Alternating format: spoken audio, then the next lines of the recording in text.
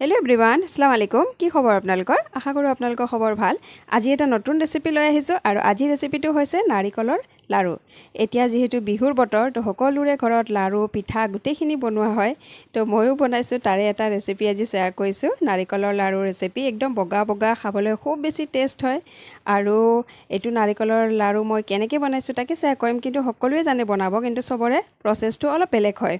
তো মোৰ প্ৰচেছটো কেনেকুৱা তাকে আজি শ্বেয়াৰ কৰিম। তো আজি মই কেনেকৈ বনাইছোঁ নাৰিকলৰ লাড়ু বনাবৰ কাৰণে প্ৰথমতে মই নাৰিকল লৈ লৈছোঁ, এটা নাৰিকল। আৰু নাৰিকলখিনি প্ৰথমে মই ৰুকি লৈছোঁ বঠিৰে। এইটো মই গ্ৰাইণ্ডাৰত মিক্স কৰা নাই, বঠিৰে ৰুকি লৈছোঁ। সেইখিনি বাৰু মই দেখুওৱা নাই, কাৰণ এইখিনি সকলোৱে জানে। তো এইখিনি মই এতিয়া ৰুকি লোৱা এটা প্লেটত লৈ এইখিনিত মই এতিয়া মিক্স কৰিম, মানে এড কৰিম ইয়াতে 1 কাপ চেনি। চেনিখিনি পূৰা নিদিওঁ, যেনেকৈ 1 কাপৰ 3 ভাগ চেনি মই ইয়াতে দি লৈছোঁ।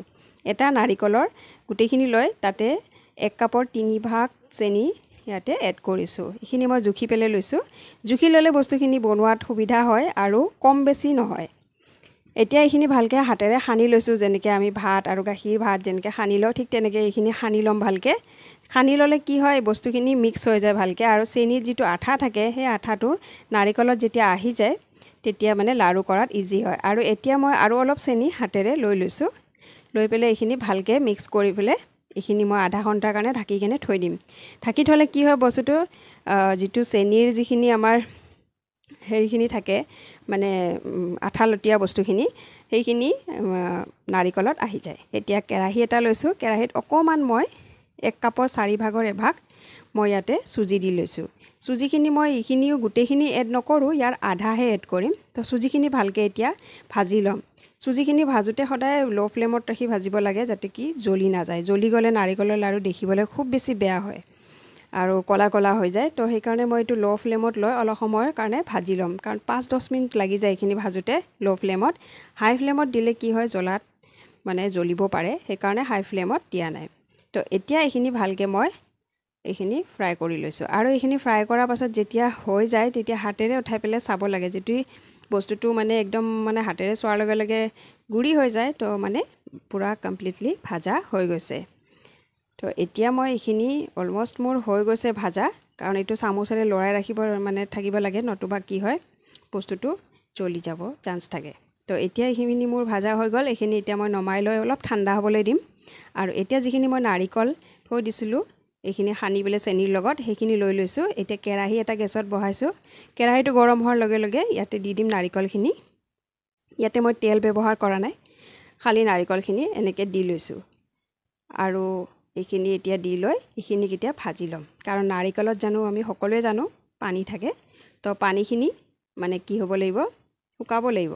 তো আৰু যিখিনি মই চেনি থৈ দিছিলোঁ কাপত, 1 কাপ চেনি লৈ পেলাই যেতিয়া মই মিক্স কৰিছিলোঁ 4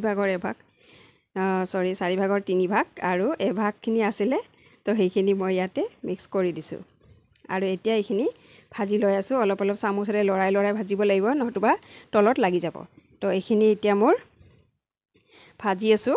এতিয়া 5-ৰ পৰা 10 মিনিট এইখিনি সময় লাগি যায় আৰু এইখিনি ভাজোঁতে, কাৰণ যিমান সময় লৈ পেলাই বস্তুখিনি ভাজা হয় বহুত বেছি ভাল হয়। কাৰণ ইয়াতে চেনিৰ যিটো আঠা আছে, গৰম লগাৰ ফলত সেই আঠাখিনি ওলাই আহে আৰু নাৰিকলৰ লাড়ু বনাওঁতে ইজি হয়। তো এইখিনি মোৰ এইখিনি এনেকৈ লৰাই লৰাই পেলাই ভাজি লৈ আছোঁ মই। বহুতে বহুত বেলেগ ধৰণে বনায়, কিছুমানে গুড়েদি বনায়। তো গুড়েদিও বনাব পাৰে। গুড়ত কি হয়, আঠাটো বেছি থাকে, তো সেইকাৰণে নাৰিকল লাড়ুকেইটা ভাঙি নাযায়। আৰু চেনিটো আঠা থাকে, কিন্তু চেনিটোত কি হয়, অলপ ভালকৈ মানে বস্তুখিনি সানি মানে মিক্স কৰিব লাগে, যেতিয়া কি আঠাখিনি ওলাই যায় ভালকৈ। এতিয়া ইয়াতে মই এড কৰিছোঁ চুজি।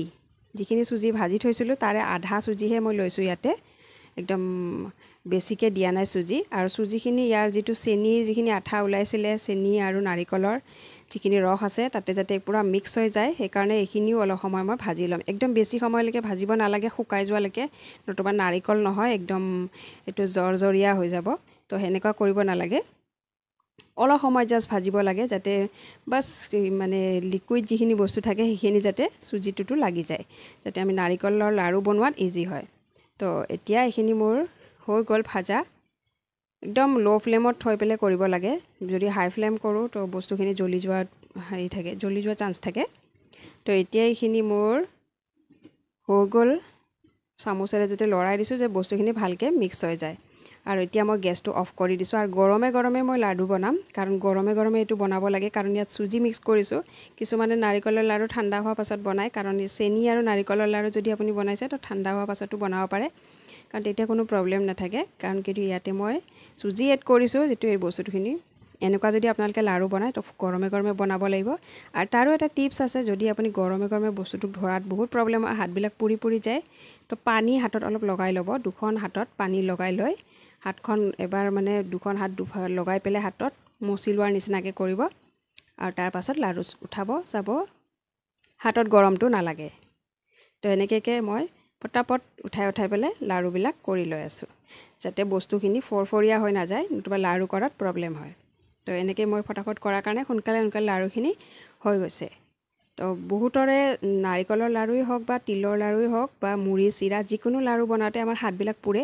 তো সেই সময়ত পানী ব্যৱহাৰ কৰিব লাগে হাতত, বস্তুটোত নহয়, কেতিয়াও বস্তুটোত নকৰিব, কিন্তু লাড়ুবিলাক বেয়া হৈ যাব। হাতত পানী ব্যৱহাৰ কৰিব লাগে। এটা হাতত পানী লৈ আনটো হাতেৰে মানে মোহাৰি ল'ব লাগে। মোহাৰি লোৱাৰ পাছত যেতিয়া আপুনি লাড়ু যিকোনো লাড়ুই হওক বা গুড়ৰে বনোৱা হওক বা চেনিৰে বনোৱা হওক, গৰমে গৰমে আপুনি উঠাব পাৰিব। তো এনেকৈ মই গোটেইখিনি লাড়ু এতিয়া বনাই লৈ আছোঁ, কাৰণ হাতত পানী লোৱাৰ কাৰণে গৰমটো ইমান লগা নাই। তো এতিয়া এইখিনি মোৰ অলমষ্ট হ'বৰ হৈছে নাৰিকলৰ লাড়ু। তো এতিয়া দেখুৱাই দিছোঁ মই গোটেইখিনি লাড়ু। তো এই আছিলে মোৰ নাৰিকলৰ লাড়ু, গোটেইখিনি মই এনেকৈ বনাই লৈছোঁ পটাপট। এনেকৈ পটাপট বনালে ধুনীয়াকৈ পটাপট হৈও যায়। তো আজি আছিলে মোৰ এই নাৰিকলৰ লাড়ুৰ ৰেচিপি, আৰু এইটো একদম বগা বগা নাৰিকলৰ লাড়ু, খাবলৈ খুব বেছি টেষ্ট হয়। আপোনালোকে যদি এনেকৈ বনোৱা নাই তো এবাৰ ট্ৰাই কৰি চাব। তো মোৰ ৰেচিপি চাই যদি ভাল লাগিছে, লাইক শ্বেয়াৰ এণ্ড ছাবস্ক্ৰাইব কৰিব। বাই।